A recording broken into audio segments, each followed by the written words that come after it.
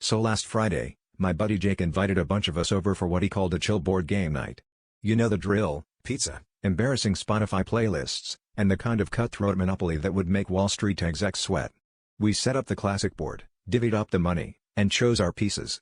I, as always, picked the thimble, mainly because it's small, unassuming, and, let's face it, the only piece that looks like it could survive the apocalypse.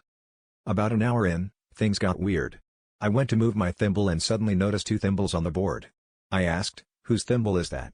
And Jake, dead serious, said, "I thought that was yours." We shrugged it off, maybe someone brought an extra set or whatever.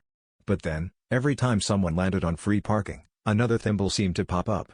At one point, there were more thimbles than houses on the board. We'd started with one, and by midnight, there was a full-blown thimble militia occupying Boardwalk, Park Place, and all four railroads. By hour 4, we weren't even playing Monopoly anymore. We were locked in a heated debate over thimble property rights and the Geneva Conventions as applied to tiny metal hats. Alliances were formed, friendships tested, and someone attempted to bribe the banker with leftover pizza for strategic thimble deployment.